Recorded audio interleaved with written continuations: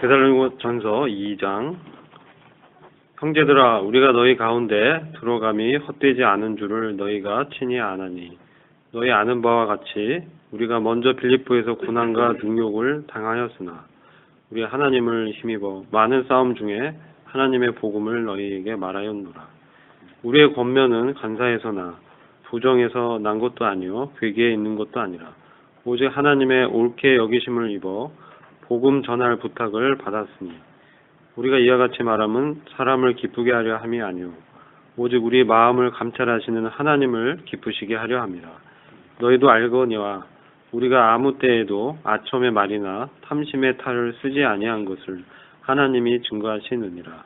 우리가 그리스도의 사도로 능히 존중할 터이나 그러나 너희에게든지 다른 이에게든지 사람에게는 영광을 구치 아니하고 오직 우리가 너희 가운데서 유순한 자 되어 윤모가 자기 자녀를 기름과 같이 하였으니, 우리가 이같이 너희를 사모하여 하나님의 복음으로만 아니라 우리의 목숨까지 너희에게 주기를 즐겨함은 너희가 우리의 사랑하는 자 됨이니라. 형제들아, 우리의 수고와 애쓴 것을 너희가 기억하리니 너희 아무에게도 누를 끼치지 아니하려고 밤과 낮으로 일하면서 너희에게 하나님의 복음을 전파하였노라. 우리가 너희 믿는 자들을 향하여 어떻게 거룩하고 옳고 흠 없이 행한 것에 대하여 너희가 증인이요 하나님도 그러하시도다. 너희도 아는 바와 같이 우리가 너희 각 사람에게 아버지가 자기 자녀에게 하듯 권면하고 위로하고 경계하노니, 이는 너희를 부르사 자기 나라와 영광에 이르게 하시는 하나님께 합당히 행하게 하려 함이라. 이러므로 우리가 하나님께 끊임없이 감사함은 너희가 우리에게 들은 바 하나님의 말씀을 받을 때에 사람의 말로 받지 아니하고 하나님의 말씀으로 받으리니 진실로 그러하도다. 이 말씀이 또한 너희 믿는 자 가운데서 역사하느니라. 형제들아, 너희가 그리스도 예수 안에서 유대에 있는 하나님의 교회들을 본받은 자 되었으니, 그들이 유대인들에게 고난을 받은 것 같이 너희도 너희 동족에게서 동일한 고난을 받았느니라. 유대인은 주 예수와 선지자들을 죽이고 우리를 쫓아내고 하나님을 기쁘시게 하지 아니하고 모든 사람에게 대적이 되어 우리가 이방인에게 말하여 구원받게 함을 그들이 금하여 자기 죄를 항상 채우매 노하심이 끝까지 그들에게 임하였느니라. 형제들아, 우리가 잠시 너희를 떠난 것은 얼굴이요 마음은 아니니 너희 얼굴 보기를 열정으로 더욱 힘썼노라. 그러므로 나 바울은 한 번 두 번 너희에게 가고자 하였으나 사탄이 우리를 막았도다. 우리의 소망이나 기쁨이나 자랑의 면류관이 무엇이냐?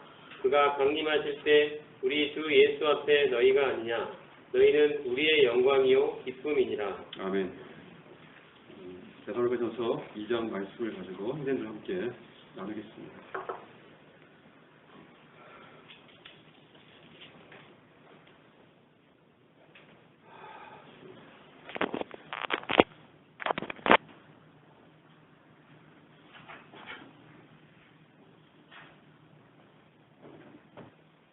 저는 2장을 보면서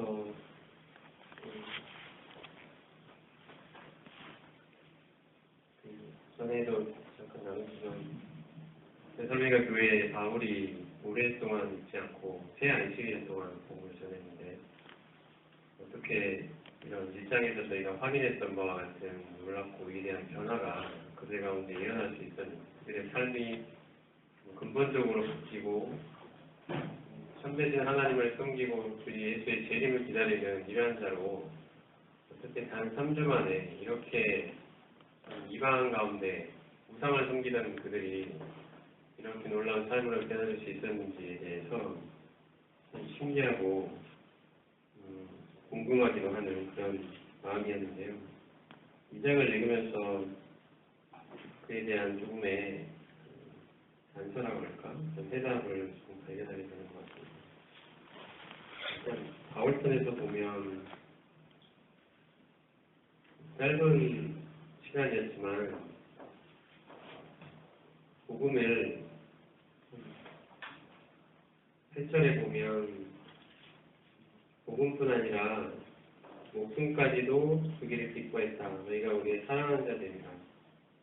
말씀을 증거하는 사람의 태도에 대한 그 교훈을 발견하게 했습니다.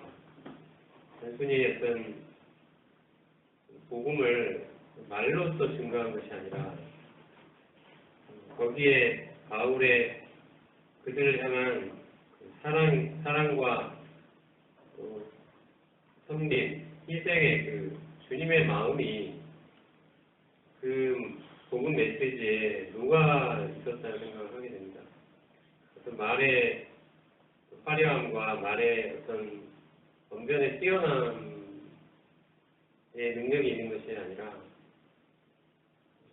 복음이 담고 있는 그 내용에 그 메시지에 그 사람이 하나가 되어 복음 전하는 사람이 메시지에 그 담겨 있는 그 하나님의 사랑과 하나님의 그 뜻에 하나가 되어서 그 사람 자체가 복음으로 살고 있는 그 모습이 그 데살로니가 교회 성도들에게 전달이 된 것 같습니다. 밤낮으로 수고하면서 그들에게 피해를 끼치지 아니하려고 복음을 전했다라고 이야기하고 어떻게 너희 가운데서 거룩하고 옳고 흠없이 행하였는지 하나님이 신이 증거하실 증인이 되신다고까지 말하는 그리고 아비가 자기 자녀에게 하듯 권면하고 위로하고 경계한다.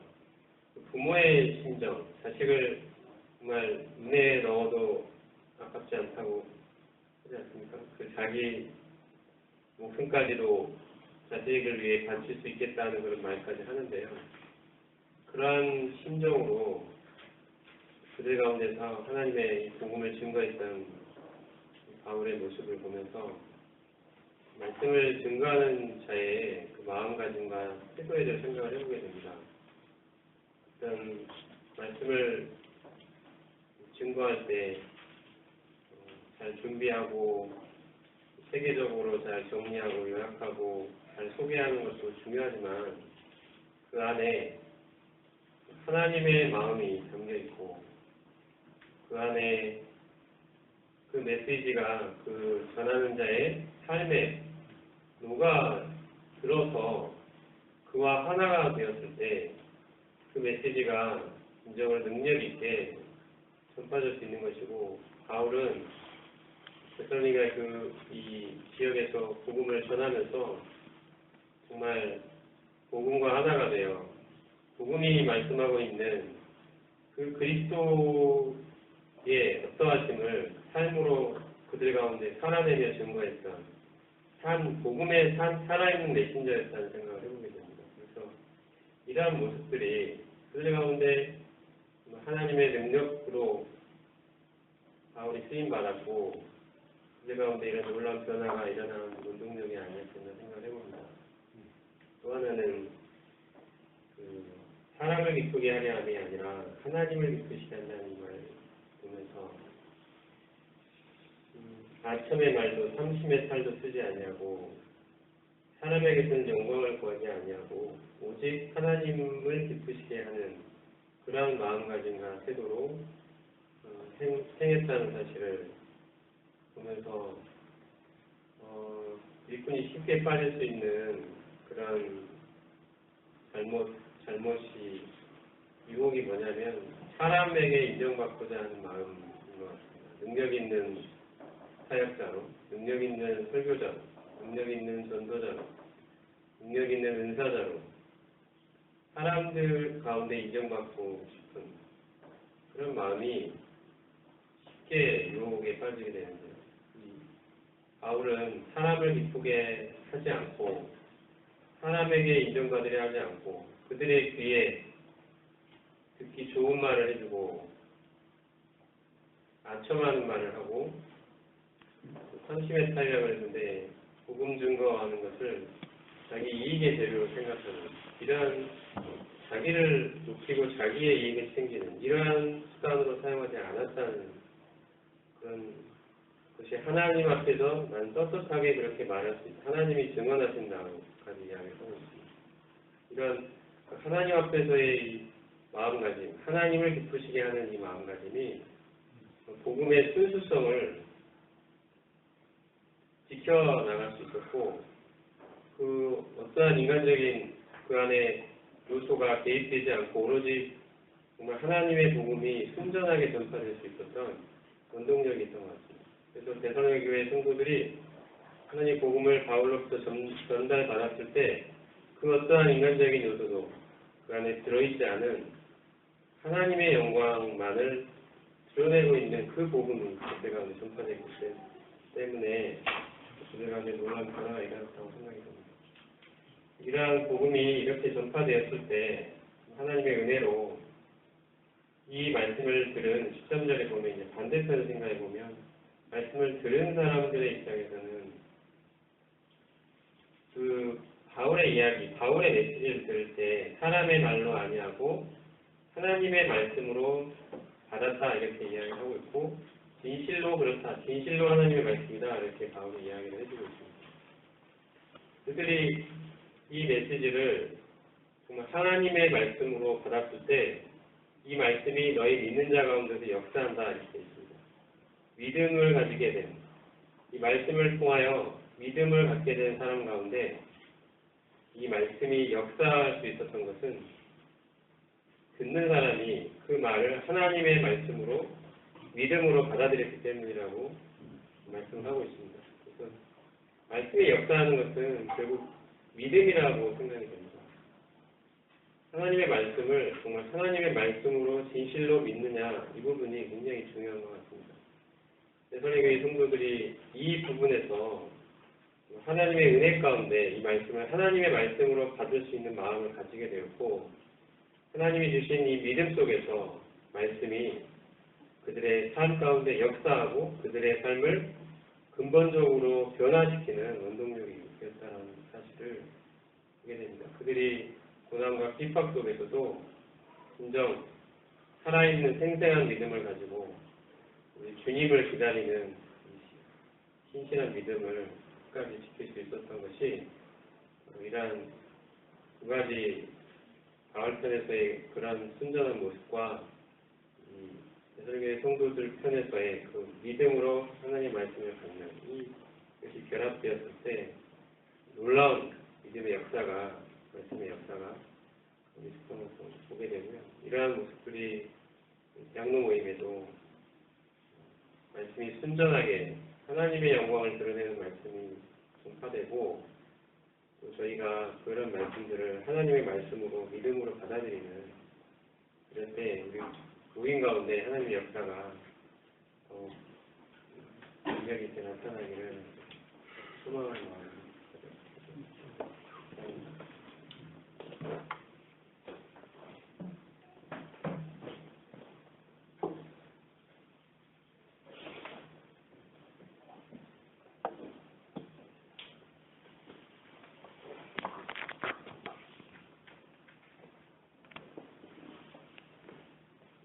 저는 사회가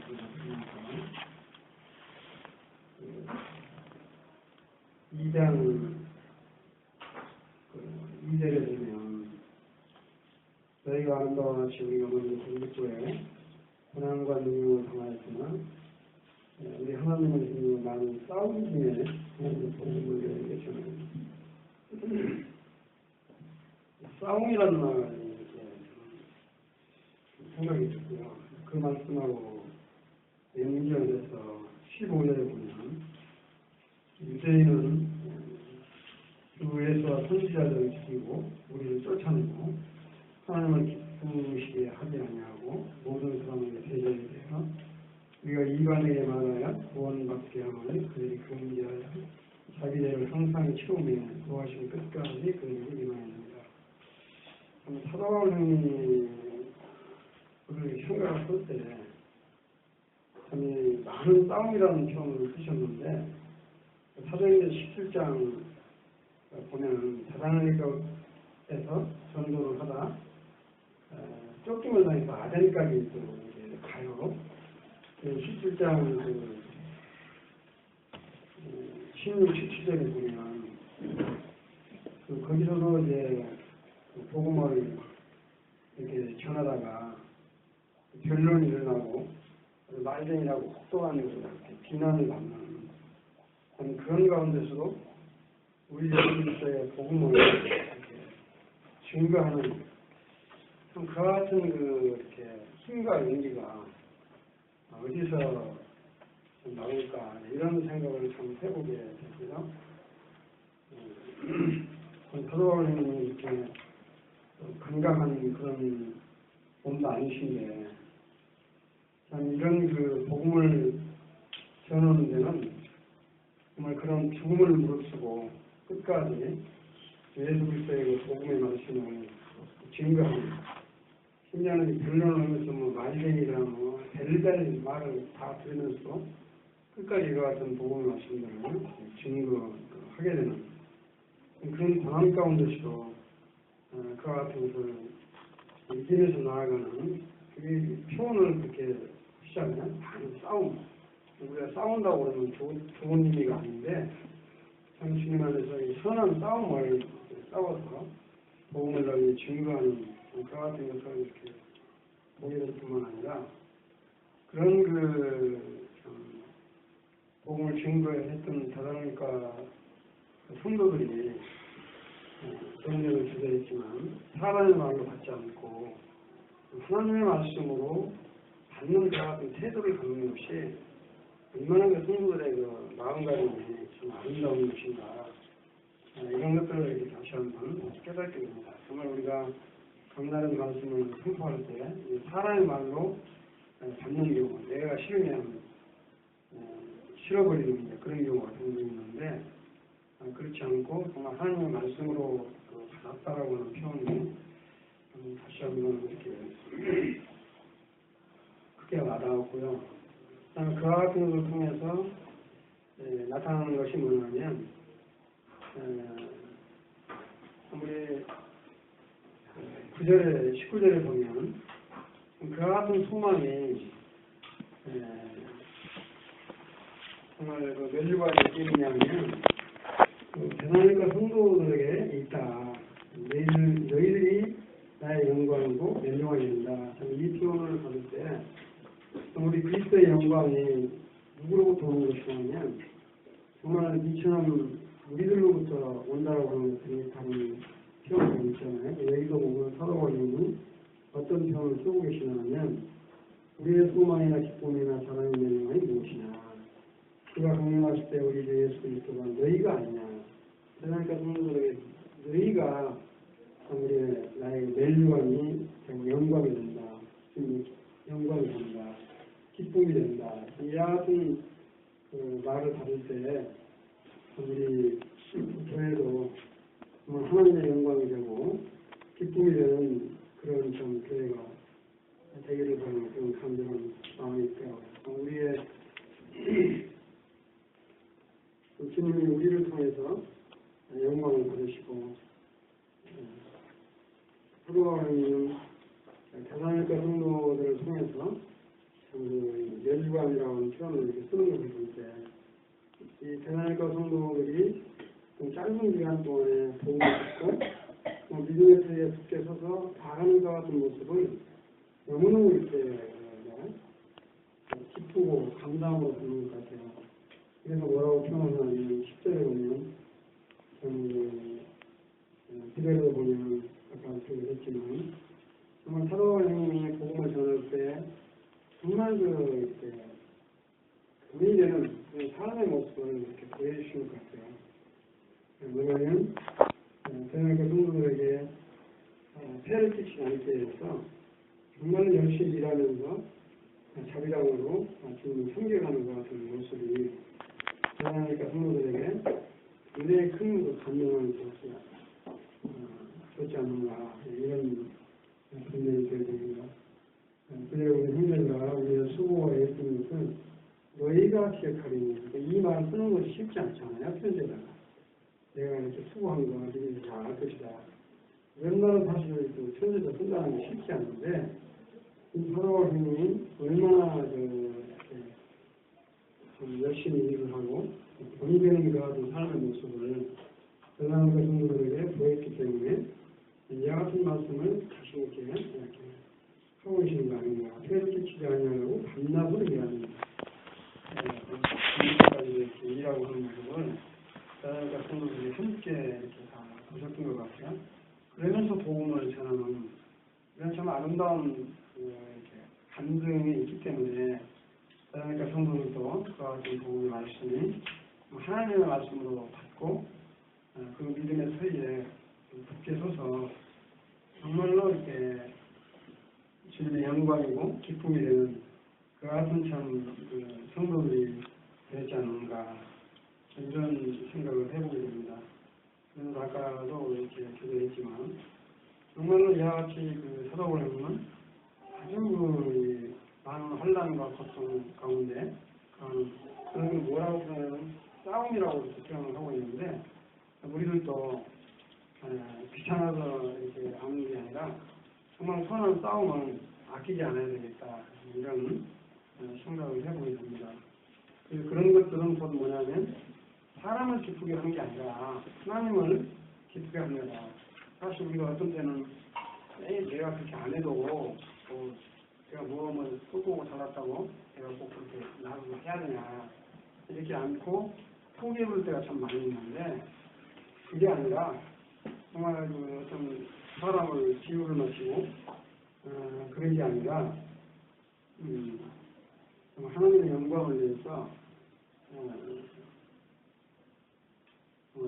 사람을 비유를 맞추려고 하는 게 아니라 하나님을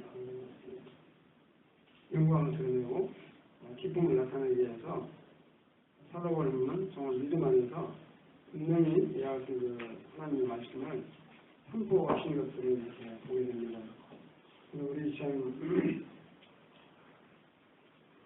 원래 우리가 이 땅에 살면서 이해하기 어려운 그런 일들이 많이 있지만 아주 참된 진리 안에서 이런 부분들을 분명하게 나타내고 한다라고 하는 것이 너무 귀하고 아름답다. 이런 깨달음이 있습니다. 그래서 특히 이렇게 이제도 우리 하나님을 힘입어 많은 싸움 중에 하나님의 도움을 너에게 전합니다.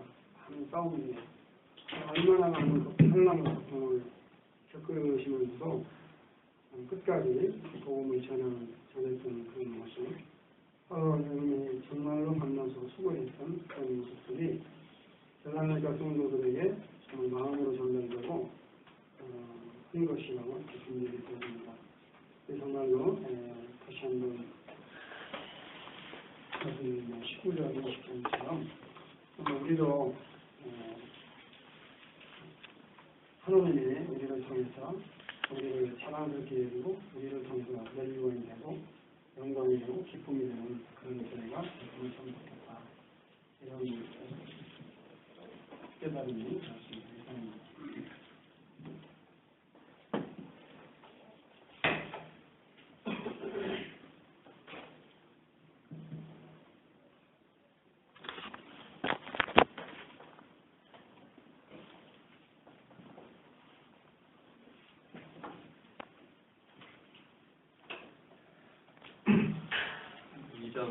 이절을 읽으면서 이제 형제들아 우리가 너희 가운데 들어간 것 헛되지 않은 줄을 너희가 친히 안다. 이상하게 그 2절 말씀을 읽으면서 저한테 이상하게 그 우리란 말이 이렇게 많이 들어왔습니다. 일장에 보면은 바울과 실로아노와 디모데는 하나님 아버지와 주 예수 그리스도 안에 있는 데살로니가의 교회에 편지한다. 이런데 이렇게 바울과 실로아노와 디모데가 함께 이렇게 협력하여서 우리라는 이 함께하는 그 사역으로 이렇게 나오면서 모든 그 문장 가운데 주어가 이제 우리라는 것으로 이렇게 진행되는 걸 보면서 사도 바울의 사역이 본인의 사역이뿐만 아니라 함께하는 그런 동역이었다는 것들을 이렇게 좀 보게 되면서 2절에 보면은 우리가 너희 가운데 들어갔다. 또 2절에 보면 우리가 먼저 빌립보에서 고난과 능욕을 당했다. 그러면 3절에도 우리의 권면 계속 이제 4절도 우리가 이와 같이 말함. 그래서 이제 5절에도 우리가 아무 때에도 아첨하는 말이나 탐심에 탈을 쓰지 않고 바울의 사역은 함께 형제들과 함께 이 사역들을 했다라는 것들이 이렇게 눈에 들어왔습니다. 빌립보에서 고난과 능욕을 당한 부분에서 과연 어떻게 형제들이 같이 이런 그 고난과 능욕을 당했나. 사도행전 16장에 대해서 나와 있지 않습니까? 16장, 사도행전 16장 16절에 보면은 이제 거기 보면은 16장 16절에 보면은 정치는 귀신 들린 여종을 만났는데 그 귀신 들린 여종이 주인에게 큰 이익을 주는 자라 이렇게 돼 있고 17절에 보면은 바울 보고 이제 바울과 우리를 따라와 소리질러 이르되 이 사람들은 지극히 높은 하나님의 종으로서 구원의 길을 너에게 전한 자라 하니까 이제 사도 바울이 이제 심히 괴로워가지고 그러면서 이제 18절에 보면 예수 그리스도의 이름으로 너에게 명하노니 그에게 나오라. 귀신이 즉시 나오니라 하면서 귀신을 쫓아내는 그런 장면이 나왔고 이제 19절에 보니까 여종의 주인이 수익의 소망이 끊어진 것을 보고 바울과 신라를 붙잡아서 관리들에게 끌어가는 그런 장면이 나왔습니다. 그리고 이제 그 고소한 이유가 21절에 보면 받지도 못하고 행하지도 못한 풍속을 전한다라고 하면서 고발하여서 22절에 보니까 옷을 찢고 그 다음에 매로 치는 그 다음에 23절에 보면 많이 이제 때린 후에 옥에 가두고 간수에게 명하여 튼튼히 지키라 하고 있습니다. 그리고 이제 25절에 잘 알고 있는 바울과 실로가 기도하고 하나님을 찬송하며 작은 제수도 있었고 이제 26절에 보니까 큰 지진이 일어나면서 복도가 움직이고 물이 곧 다 열리며 모든 사람의 면이 다 벌어지고 그러면서 이제 27절에 간수가 자결하는 장면이 나옵니다. 그리고 28절에 보면은 이제 우리가 다 여기 있으니까 그러지 말라고 하고 이제 간수의 구원에 대한 부분들을 31절에 이제 너와 내 집이 구원을 받으시라고 이렇게 말씀하고 있어요.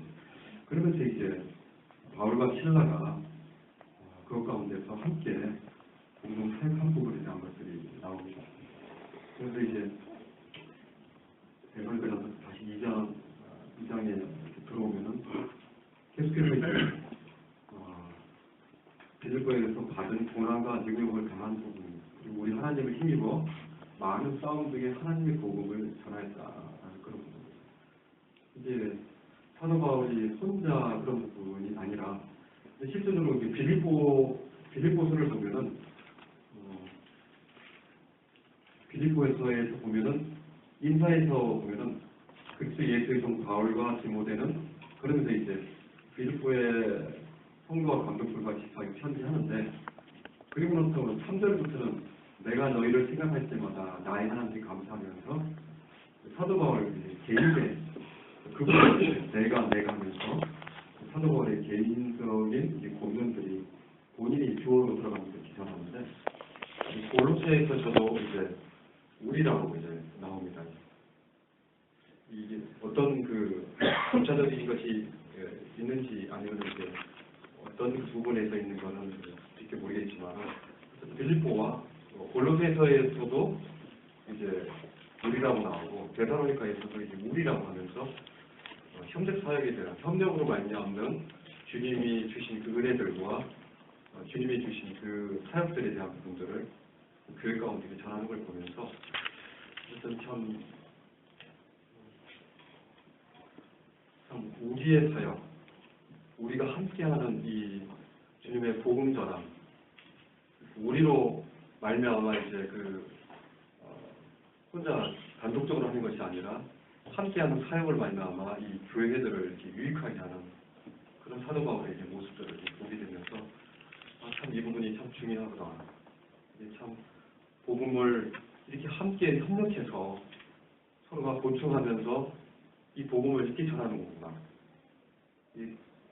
이런 증거들을 혼자 하는 것이 아니라 함께 이렇게 이것들을 증거하고 교회들을 권면하고 이 고난의 길들을 함께 걸어 나가는 거구나. 라는 것들을 이렇게 보면서 우리의 사역에 대한 참 중요한 부분들을 이렇게 저에게 말씀하시는 것 같습니다. 이게 참 교회 가운데 중요하지 않는가, 저한테도 참 중요하지 않는가 하는 그런 생각을 해봤습니다.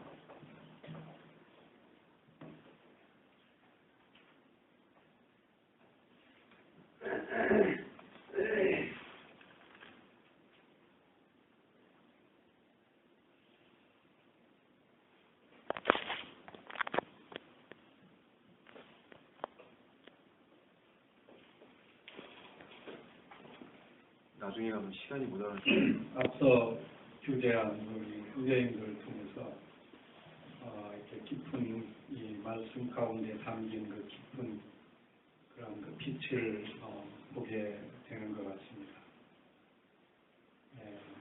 참 감사드립니다. 이 우리라는 것에 대한 이 이런 그 빛을 보게 해주셔서 감사합니다. 저는 19절 말씀이 이렇게 자꾸 그 마음에 왔는데, 우리의 소망이나 꿈이나 자랑의 연유관이 무엇이냐. 그가 강림하실 때 우리 주 예수 앞에 너희가 아니냐. 너희는 우리의 영광이요 기쁨이니라. 우리의 소망이나 기쁨이나 자랑의 연유관이 우리가 당연하게 생각하는 것은 우리 소망이신 우리 그리스도야 마땅한데, 왜 이 사도 바울은 우리 주 예수 앞에 너희가 아니냐, 그리고 우리의 영광 기쁨이 우리 주님이 되어야 하는데 너희가 우리의 영광이요 기쁨이냐. 사도 바울이 이런 동일한 간증을 고린도 후서 1장 14절에서도 하고 빌립보서 4장 1절에서도 하는 걸 볼 수 있어요. 저는 여기서 사도 바울의 이러한 관점이 신앙의 추구가 정말 주님을 얻고 그리스도 안에서 발견되는 건데, 주님을 얻고 그리스도 안에서 발견되는 것을 사도 바울은 어디에 중점을 뒀냐면 그 그리스도를 성도들에게 공급하는 데 중점을 두지 않는가. 그러니까 내가 그냥 내 안에서 그리스도를 누리고 이러는 것으로 만족하지 않고 그 그리스도를 성도들에게 전해서 성도들이 그리스도로 충만하여지고 성도들을 통해서 그리스도가 나타남으로 바로 성도들에게서 그리스도의 영광이 나타나고, 그게 바로 사도 바울의 이 영광이 되고 소망이 되고 기쁨이 되고, 저는 이 말씀에서 제가 주님을 어떻게 살아야 되나, 그리스도를 사는 것이 무엇인가, 그것은 바로 성도들에게 그 그리스도를 공급하고 또 성도들이 그 그리스도로 하여금 충만하여져서 성도들에게서 그리스도가 나타나게 하는, 그래서 바로 그게 그 하나님의 영광이 되게 하는 그러한 면을 이렇게 보게 되었습니다.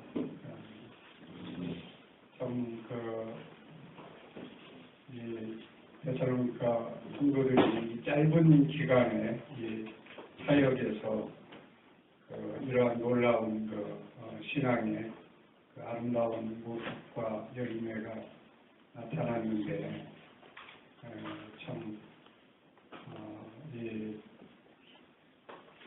데살로니가 성도들이 사도 바울과 그 동역자들을 통해서 정말 하나님을 만났고 접했고 그들로부터 흘러나오는 그 하나님의 풍성이 공급받고 누림으로 인해서 참 이 데살로니가 이 성도들에게 이러한 그 하나님이 또 흘러나오고 하나님의 그 영광이 나타나는 이것을 보면서 이 정말 이 사역의 이 중점이 어디에 있어야 되나 정말 이 그리스도를 내가 보낼 수 있도록 이 사도 바울과 같이 그리스도가 나를 통해서 나타날 수 있도록 하기 위해서는 정말 내 안에 그 그리스도를 내가 충만하게 얻고 또 그리스도로 변화되고 그리스도로 충만해져서 그리스도가 나타나서 결국은 이 섬김을 받는 이러한 자들이 그리스도를 이렇게 받아서 누림으로 그리스도의 영광이 나타나는 그게 사도 바울을 통해서 나타나는 사역이고 우리가 추구해야 될 사역이 아닙니다. 그런 공개를 해야죠.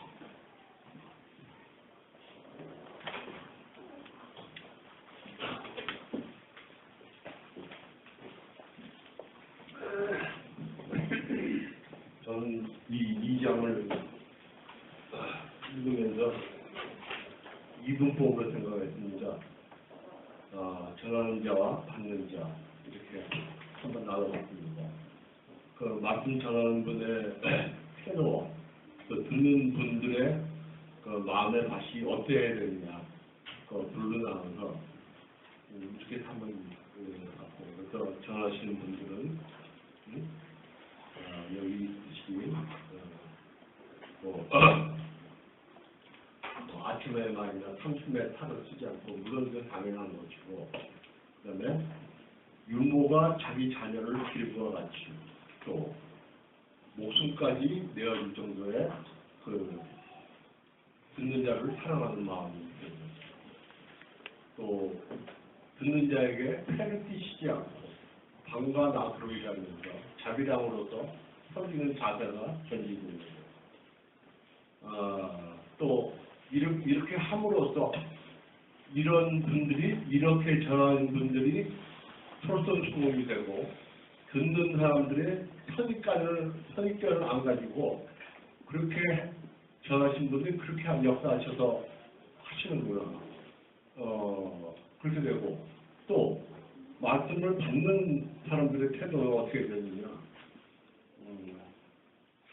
물론 참되신 하나님을 섬겨야 되고 그다음에 사람의 말로 하더라도 하나님의 말씀으로 받아야 돼요. 이게 본문에다 12절 13절에 나오는 말씀. 그리고 우리 10분 말씀에 나오시지 목마른 사슴이 샘물을 사모하는 것 같이 그런 자세를 견지해야만 우리의 끄트머리에 영광이 되고 우리가 영광이고 또 된다 이렇게 생각합니다. 저희들이 말씀을 들을 때 선입견이 많이 작용을 하는 것 같아요. 저는 말씀 교재를 조금 해보면 들을 때는 또 교재를 하겠죠. 이런 게 속에 깔리지 않고서는 하나님 말씀이 온전히 선포되지 않고 자기의 지식이나 학식이나 또 참고 소득에 변하게 되고 또 듣는 분들은 선입견이 있어서 저분은 저렇게만 전하지 이 선입견을 하지 말고 이런 기초에서 말씀을 전하고 받으려면 물론 이것이 성경에 나오는 모범적인 말씀인데 듣는 자와 전하는 자의 태도가 여기 좀 있지 않나 생각됩니다.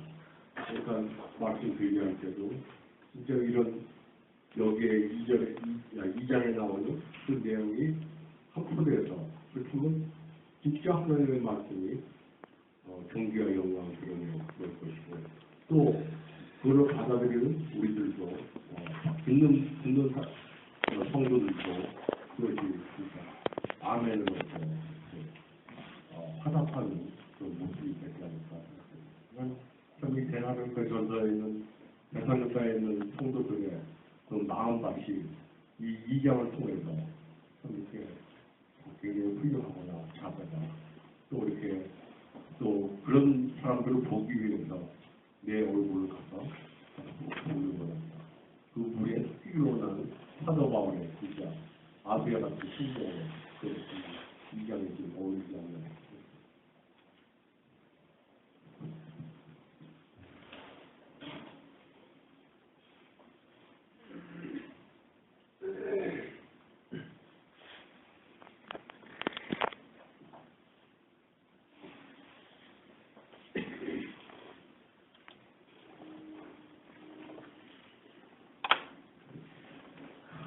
이렇게 교제하겠습니다.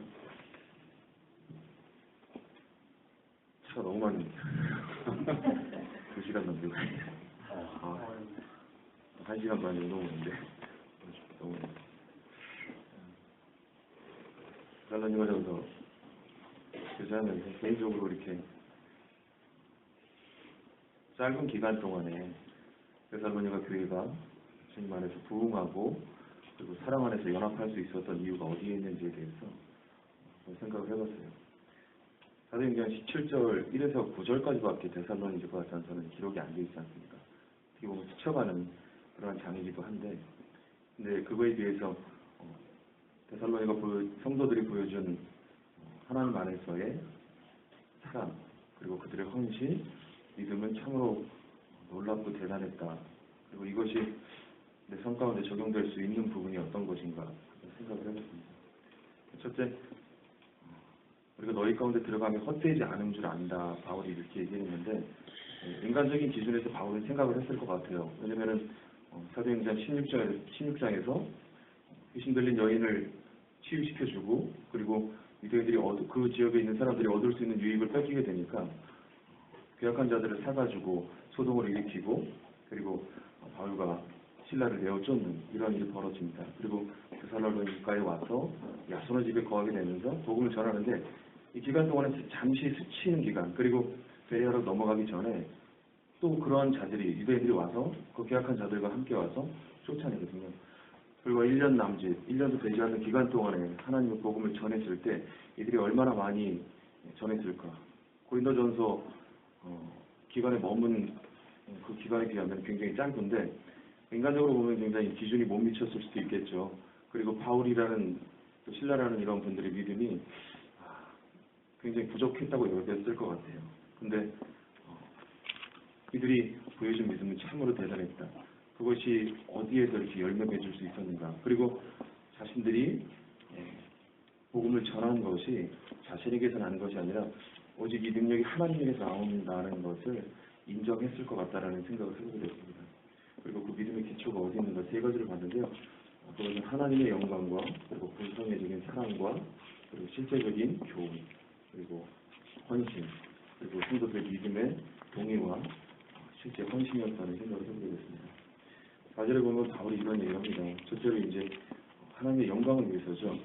오직 하나님을 옳게 여기심을 입어서 이들이 이러한 일을 했고 그리고 4번절에 보면은 사람을 기쁘게 하려 함이 아니요 오직 마음을 감찰하시는 하나님을 기쁘시게 하기 위해서 내가 이 일을 한다. 바울은 이러한 마음으로 접근을 했습니다. 그리고 이미 그 전에 있었던 성도들에게서 그리고 그 지역에서 굉장히 많은 핍박을 받았기 때문에 좀 더 조심했을 거라는 생각을 해보게 돼요. 지금처럼 자신이 가지고 있는 복음을 급진적이고 그리고 주님을 믿는 신뢰함으로 당당하게 전할 수 있었겠지만은 이미 많은 아픔을 겪은 바울과 신라로서는 좀 더 마음을 조심히 하는 그리고 몸가짐을 조심히 하는 그리고 자신들을 비방하는 사람들 또 비방할 걸 알았기 때문에 그런 것에 대한 하나님을 신뢰하는 가운데 예비함이 있었지 않았을까 하는 생각을 해보게 됩니다. 그리고 그 가운데서 중요한 것은 사람에게 어떤 환심을 사려거나 유익을 얻기 위해서 이렇게 나가는 것이 아니라 오직 그리스도께서 자신을 내어주신 그 영광스러운 복음을 위해서 그렇게 함이 맞다. 그리고 그것이 가장 하나님을 기쁘게 계시게 하는 일이다라는 믿음과 확신을 가지고 그들 앞에 나아갔을 뿐만 아니라 그리고 그 영광, 그 하나님의 영광을 위해서 나아갔을 뿐만 아니라 이것을 위해서 그들 앞에 겸손함으로 나아갔을 거다라는 생각을 해보게 됩니다. 그리고 그 진심은 자신의 목숨을 내어주기까지 준비가 되어 있었다는 거죠. 그리고 데살로니가 성도들은 다른 지역에 비해서 굉장히 가난하고 극심한 빈곤 가운데 있었던 사도행전 17절 2절 보면 이제 귀부인들이 나오게 되는데요. 이들이 영접하기 전에 야손의 가정에서 복음을 가정 집회를 갖기 시작하지 않습니까? 근데 이 기간 동안에 바울은 이들에게 어떤 사역적인 혜택을 보여주지 않았다는 거죠. 말로만 전하는 게 아니라 실천하는 삶을 통해서 하나님이 어떻게 당신들을 사랑하고 있는지를 말씀과 더불어서 삶을 함께 나타내 보이니까 이들의 마음이 거기에 감동되고 그리고 동할 수밖에 없었다. 그들이 자신의 목숨을 내어줄 준비가 되어 있었다는 것도 성도들이 동감하고 있었던 것 같습니다. 그리고 그 모든 그 기준은 하나님의 영광, 그 영광스러운 복음을 드러내기 위해서 내가 이렇게 너희들을 위해서 죽기까지 헌신하려고 하는 이유는 나를 위해서 그런 것이 아니라 우리를 구원하시고 하나님의 자녀 삼으신 그 거룩한 생명을 전하기 위함이다. 그리고 이것을 전할 때에 말과 입술로 전하는 것이 아니라 행함과 진실, 또 자신의 헌신과 그리고 구성애적인 마음, 아버지의 마음을 가지고 그러니까 이거 위탁 교육 받은 어떤 그 부모들이 그런 마음으로 하는 게 아니라 진실한 마음, 그러니까 자녀를 대하듯이 오늘날로 제하면 그랬을 것 같아요. 성도들의 삶을, 가정을 지켜보고 돌아보고 그리고 짧은 기간이지만 그들을 격려하고 위로하고 너 오늘 왜 안 왔어? 너 힘들었구나. 가정에 무슨 일이 있니? 며칠 동안 교회 나오지 않아도 연락이 오냐. 그리고 돌아보지 않는다. 그냥 지적인 충만과 그리고 동의에서 얻어지는 믿음이 아니라 실천적인 교훈과 그리고 삶으로 그런 부분을 보였다는 거죠. 그 결과물은 무엇이냐면 성도들에 대한 믿음의 동의라는 결과가 나옵니다. 13절에 보면 우리가 하나님께 쉬지 않고 감사하는 너희가 우리에게 들은 바 하나님의 말씀을 받을 때에 사람의 말로 하지 아니하고 하나님의 말씀으로 받으니 1절에 있는 말과 똑같은데요. 우리 복음이 말로만 너희에게 이른 것이 아니라 1장 5절에도 보면 이런 말씀이 있었습니까? 말로만 너희에게 이른 것이 아니라 오직 능력과 성령과 큰 확신으로 됐다. 이것을 성도들이 믿음으로 동의했던 모습을 보게 됩니다. 사람의 말로 하지 않냐고 하나님의 말씀으로 받으니 이렇게 진정한 사역자의 헌신과 그리고 성령으로 말미암는 충만한 지혜가 더불어졌을 때 성도들이 그것을 믿음으로 화답하고 전달되어지는 것을 보게 됩니다. 참 많은 표적들이 있고 훌륭한 강사님들도 있고 그리고 말씀의 연사자들이 있죠. 근데 그것과 더불어서 가장 중요한 것은 하나님의 말씀을 신뢰하면서 성령을 의탁한 믿음의 헌신에서 열매 맺어진다. 이 결과물은 어떻게 나타나냐? 진실로 그러하다. 이 말씀이 너희 믿는 자 속에서 역사한다. 나타난다는 거죠. 어떻게 나타나냐면 유대에 있는 하나님의 교회들을 본받는 교회가 되었다. 짧은 기간 동안에 증거된 말씀으로 인해서 하나님이 나타내 보인 역사는 가장 크다. 전하의 복이라고 하는데 빌립보 지역은 상대적으로 굉장히 큰 지역이고 그리고 먹고 사는데 이렇게 큰 문제가 없었던 지역입니다. 그리고 일반 사역하시는 분들이 그런 생각을 했을 거예요. 작은 교회보다는 큰 교회를 가는 게 낫지 않을까. 이런 생각들도 있었을 것 같아요. 제 그냥 개인적인 사견인데요. 근데 주님께서는 거기 머물기를 원하시는 것이 아니라 당신이 영혼을 사랑하는 마음 그리고 더 큰 사역을 위해서 그리고 연약한 것들을 택해서 강함을 나타내게 보이시기 원하는 하나님의 근본 진리 곧 하나님의 역사가 나타나시게 하기 위해서 바울과 실라를 이런 고된 환경 가운데 내어보내지 않았을까. 그리고 거기서 나타난 결과는 사람의 기대한 것과는 정반대적으로 하나님이 순수하게 나타나고 그리고 하나님이 나타난 그 역사가 생명으로 그리고 지역적으로 이렇게 좋은 본을 주님을 증거하는 결과물로 나타나는 데 보게 됐다. 그리고 끝으로 사실 이게 19절 말씀인데 선생님 교제해 주셨는데 우리의 소망이나 기쁨이 자랑이나 멸루가니 주님께서 오실 때에 너희가 아니면 사실 우리의 자랑과 근본적인 생명 그리고 큰 자랑은 예수 그리스도라고 고백을 하죠. 근데 바울은 그것과 더불어서 성도들이라고는 얘기를 하는데 결과물이라고 할까요? 상급이죠. 자신이 하나님 앞에서 우리가 주님이 재림하셨을 때 자랑할 것이 무엇이 있겠습니까? 사실 예수 그리스도께서 나를 구원해 주셨습니다. 그거 하나 끝나는 것이 아니라 바울은 근본적인 성도들 앞에 상급이 무엇인지에 대해서 그리고 삶을 어떻게 살았는지에 대한 결과물 무엇인가에 대해서 보이고자 하는 주님의 마음이 있었던 것 같습니다. 우리의 영광이요 기쁨 곧 예수 그리스도 그분이 재림하셨을 때 당신의 생명으로 말미암아서 내가 생명을 소생할 수 있었습니다. 그리고 그 결과물들이 내가 계산하지 못했지만 저번에 형님 오셨지만 내가 스쳐 지나간 말씀일지라도 주님께서 그것을 열매로 나타내셔서 나에게 상급으로 정하시고 주신다는 것. 저 자신을 물어봤습니다.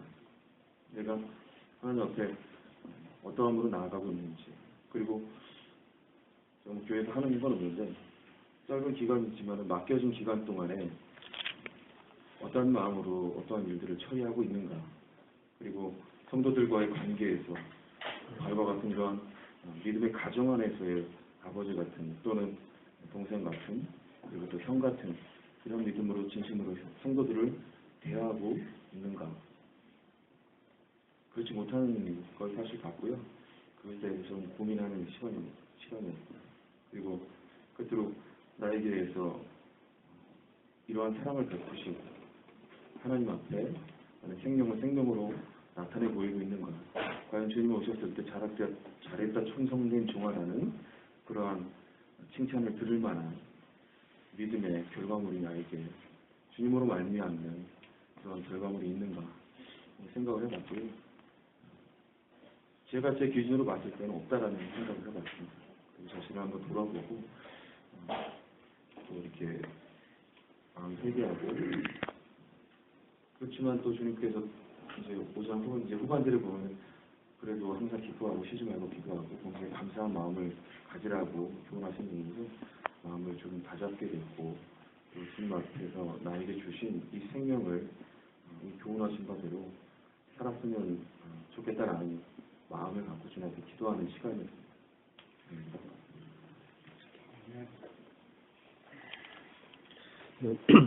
이 장을 보면서 여러 형제님들 귀한 교제 나눠줘서 감사되고요. 많이 화답이 됐습니다. 저는 이렇게 보면서 2절을 보면서 사도 바울이 많은 투쟁을 했다. 형제님 교제해 주셨는데 이 복음을 증거할 때 사단도 일하고 많은 시험이 오기 때문에 협력해서 기도하는 것이 필요하다. 그런 생각을 하게 됐습니다. 그리고 4절에서 우리의 마음을 감찰하시는 하나님만을 기쁘게 하려고 하였다. 바울이 이 하나님의 복음을 증거할 때 그의 그 태도는 그의 마음을 감찰하는 하나님을 인식하고 있었다는 것입니다. 사람들은 보이지 않는 곳에서 우리가 얼마든지 우리 생각과 계획대로 할 수 있지 않습니까? 근데 바울은 항상 어디 있든지 그가 어떤 환경에 있든지 자신의 마음을 살펴보시는 속 중심을 아시는 불꽃 같은 눈으로 그의 섬김의 동기를 분명하게 아시는 그 하나님을 인식했고 그 마음 가운데 하나님의 영으로 그가 그의 동기를 또한 볼 수 있다고 생각이 듭니다. 그래서 우리 또한 얼마든지 사람들 앞에서 거룩하게 행할 수 있습니다. 우리가 사람을 기쁘게 할 수 있다는 겁니다.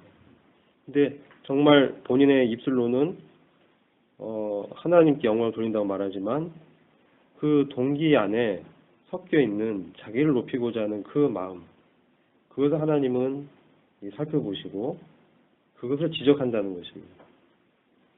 많은 경우에 이런 부분에 있어서 속거나 또 잘 분별이 안 되는 그런 경우도 있는데, 결국 내 마음 가운데 정말 나를 살펴보고 그걸로 인해서 내가 하나님만을 높이고자 하는 그런 마음으로 지금 교회에서나 또는 그러니까 예배당에서나 사람들을 대할 때 어떠한 마음으로 대하고 있는지, 이 바울의 이 태도를 보면서 참 그게 많이 도전이 됩니다. 하나님은 절대로 속일 수 없다는 거죠. 사람은 속일 수 있어도. 그런 생각이 좀 됐고요. 6절을 보면은 그거와 연관돼서 나타나는 그 바울의 믿음의 이 열매가 6절에 보시면 사도로서 능히 짐을 지울 수 있었지만 그렇게 하지 않고 자기가 밤낮으로 일했다라는 것을 이제 얘기하고 있습니다. 사도의 권리를 이제 포기한 것이죠. 저는 이걸 보면서 하나님의 복음에 대해서 생각해 봅니다. 하나님의 복음은 로마서 1장에 보면은 예수 그리스도에 관한 것이고, 예수 그리스도께서 하나님의 아들이고 하나님의 본체시지만 그 권리를 포기하시고 이 땅에서 온전히 사람의 아들로 하나님의 뜻에 순종한 것들을 기억하게 됩니다. 그래서 능히 어떤 기적을 행하거나 자기의 유익을 위해서 능력을 행하실 수도 있었지만 그렇지 않으시고 온전하게 남을 위해서, 사람들을 위해서 이 기적을 행하셨던 것을 보게 됩니다. 철저하게 하나님의 영광만 추구했다는 거죠.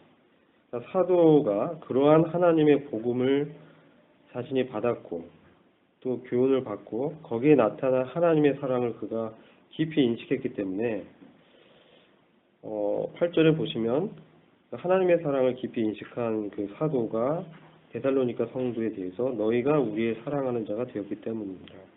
이 사랑은 이 필레오가 아니라 아가페오입니다.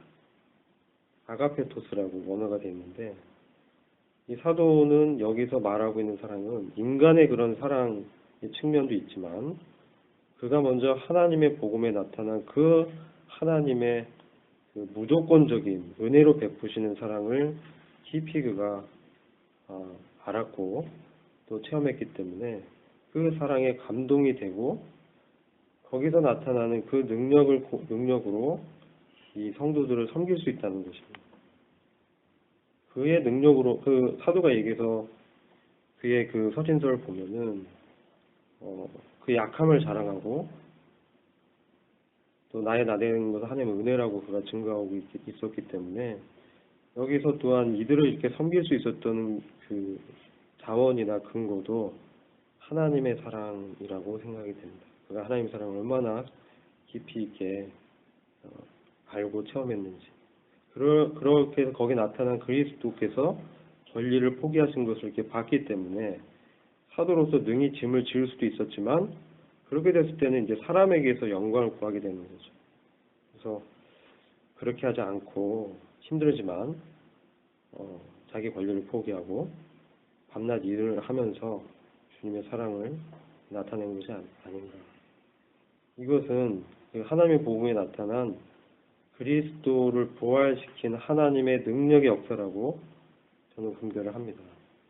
이것이 어떠한 우리의 애씀이나 노력으로 가능한 것이 아니라 사도 바울이 철저하게 그가 그의 육체를 신뢰하지 않고 자기를 높이려는 그 마음을 주님으로부터 감찰받고 말씀으로 그 안에 하나님의 영으로 그 마음 가운데 동기를 살피시는 그 하나님 앞에 서 있었기 때문에 그는 그를 사랑하고 그에게 능력을 공급하시는 그 주님을 인해서 이 성도들을 섬길 수 있는 힘을 공급받았다고 분별이 됩니다. 그래서 그러한 그 주님의 사랑에 강권돼서 자신의 생명도 정말 자원해서 내려놓을 수 있는 만큼 이 아가페오의 사랑을 베풀 수 있는 주님을 이렇게 나타낼 수 있었다는 거죠. 그래서 우리가 이 주님의 사랑을 먼저는 어떠한지 복음에 나타난 주님의 사랑을 깊이 할 필요가 있다는 생각이 좀 되어졌고요. 그리고 13절을 보면은 데살로니가 성도들이 하나님의 말씀을 사실 그대로 하나님의 말로 받았을 때 그 말씀이 믿는 자 가운데 효과적으로 역사한다라는 말씀을 보게 됩니다. 결국은 우리가 이 주님께로 구별되고 주님을 닮아가는 이 성화의 과정에서 이 하나님의 말씀, 즉 주님이죠.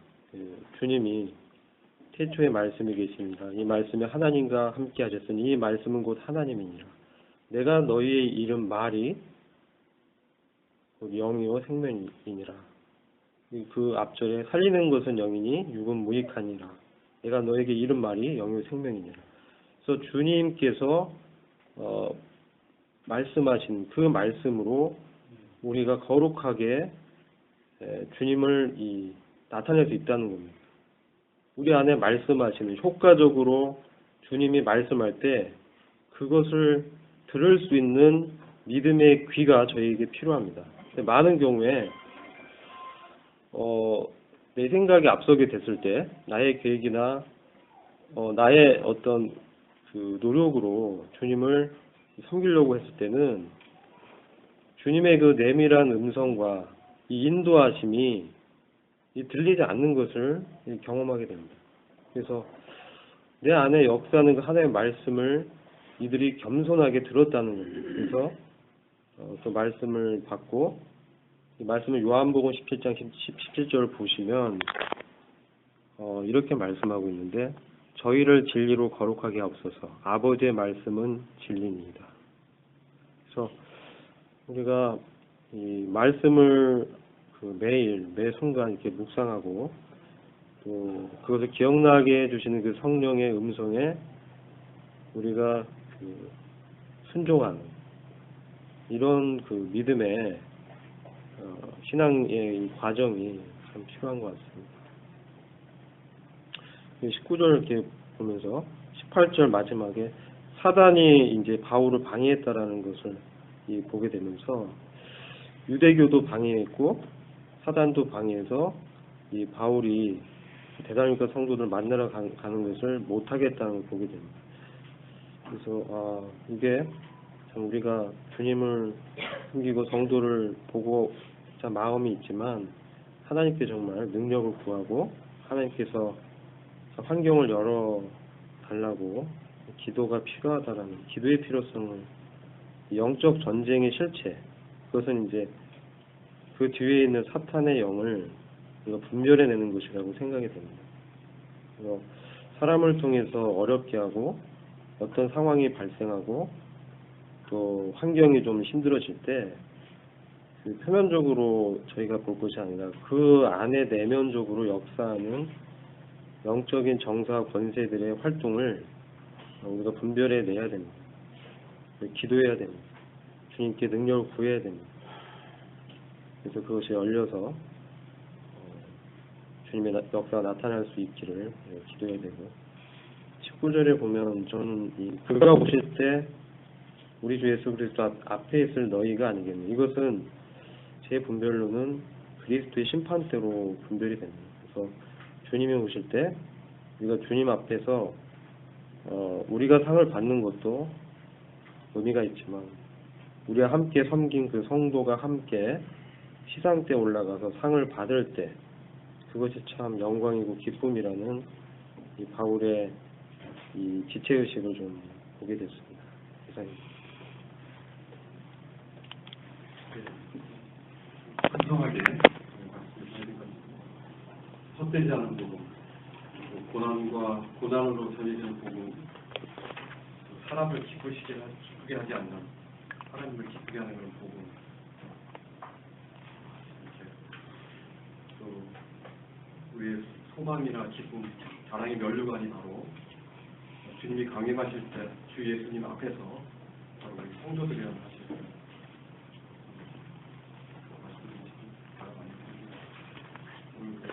말씀이 풍성하게 주님이 감사드립니다.